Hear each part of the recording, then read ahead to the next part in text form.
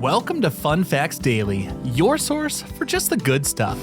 Monday through Friday, we're bringing fun facts and news you can use, all carefully curated to uplift and inform.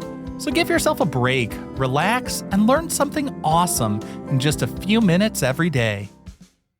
Hi everyone, I'm Kyle Wood, and I just want to start today by taking a moment to say thanks to all of you for listening and helping the show grow.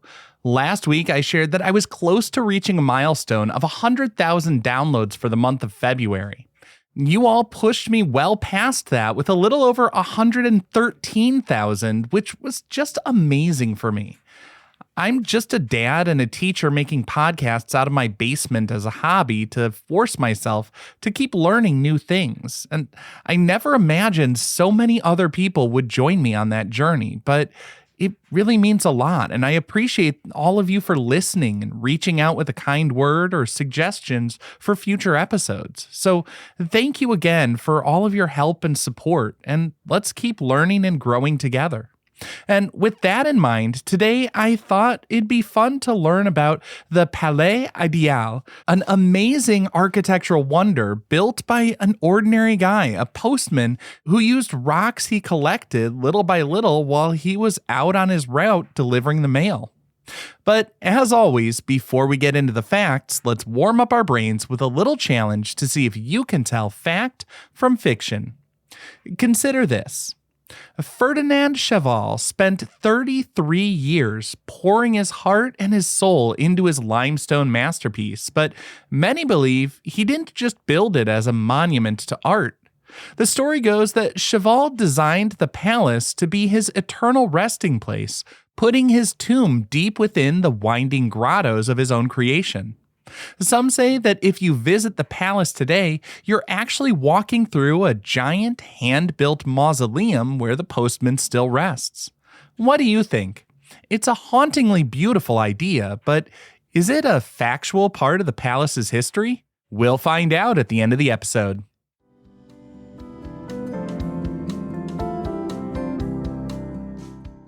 Now for your word of the day.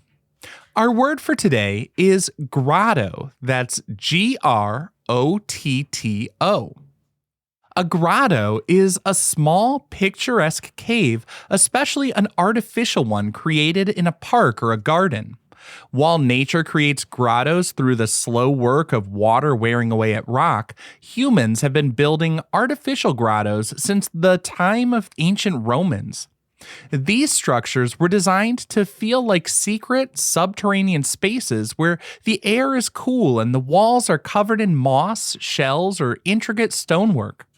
They're meant to be places of mystery and reflection, tucked away from the busy world outside. The word grotto comes from the Italian word grotta, which can be traced back to the Latin crypta, meaning a vault or hidden place. Interestingly, the word grotesque also shares this same root. In the 15th century, when Italians discovered ancient Roman grottos filled with strange, fantastical wall paintings of intertwined plants and mystical animals, they called the style grotesca. This perfectly describes the Palais Idéal. It isn't a house with flat walls and square windows. It's a massive collection of grottos where the stone seems to grow and twist like a living thing.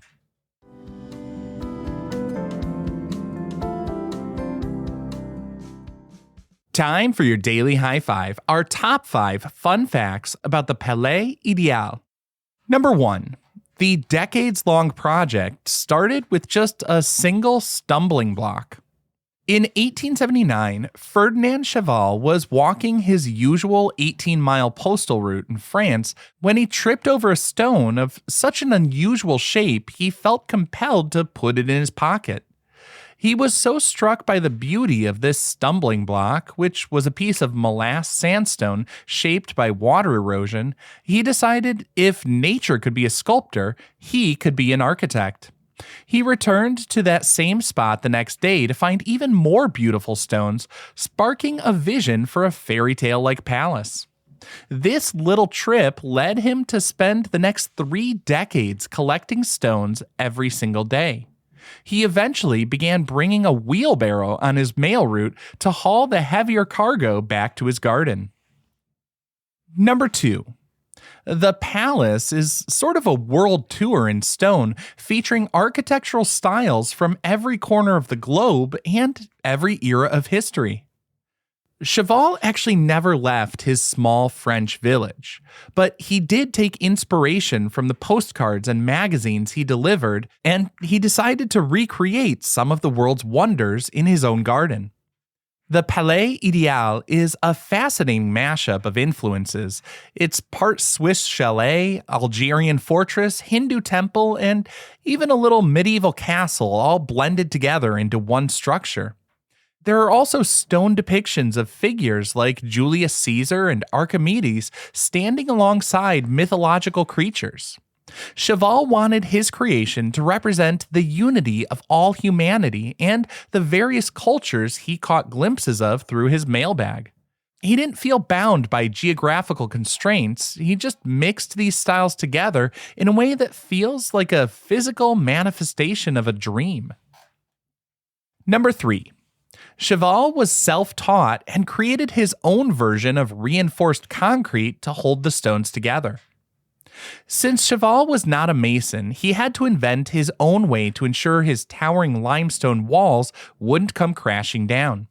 He used a mix of lime, sand, and cement to create a mortar that allowed him to glue the small pebbles and uniquely shaped stones into organic, flowing shapes. This technique allowed him to create intricate textures that look almost like melting wax or coral reefs rather than rigid stone. His use of cement was actually quite ahead of his time, especially for a hobbyist, and it's just amazing when you consider the vertical heights he reached.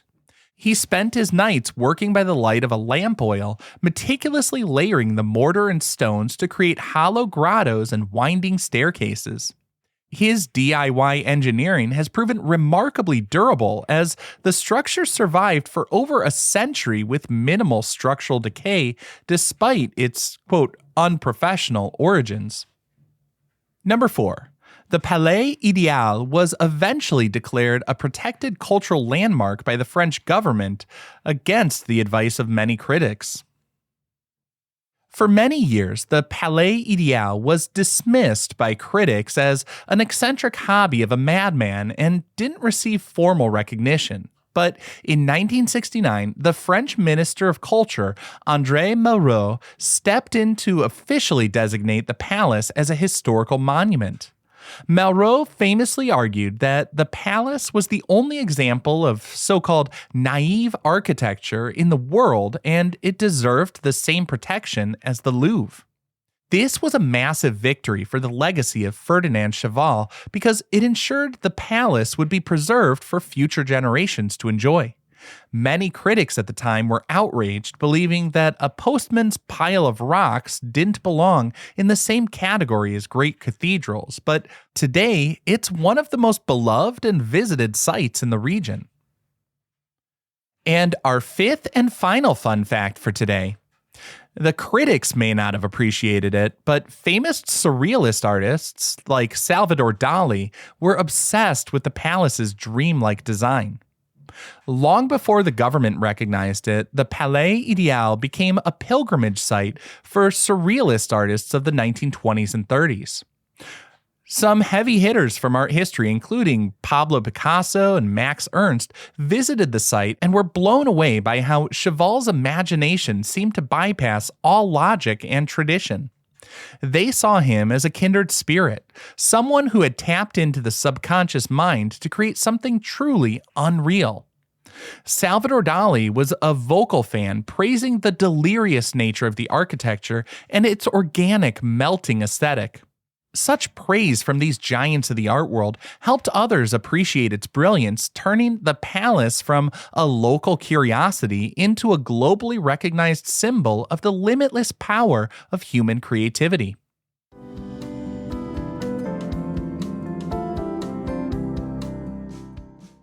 Now for some news you can use. Today's tip is all about the power of the daily habit. Ferdinand Cheval didn't build his palace in a weekend. He built it by picking up stones for 10,000 consecutive days. If you have a big goal, like learning a new language, writing a book, or building a skill, don't focus on the giant palace at the end. Focus on the stones you can collect today. If all you do is focus on the grand vision of the end result, you can often feel overwhelmed and have trouble seeing a path to get there. When we look at the massive task, we freeze up, but anyone can manage 15 minutes of work or a small daily task. Just like Cheval's wheelbarrow, small, consistent efforts compound over time into something that will eventually surprise even you.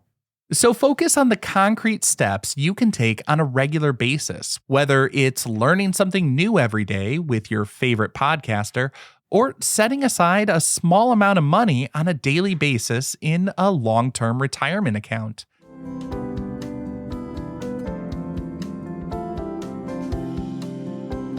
Finally, the moment you've been waiting for. At the beginning of the episode, I asked if Cheval was really buried inside his Palais Idéal. Well, this one's actually a fallacy, but it's a very understandable one.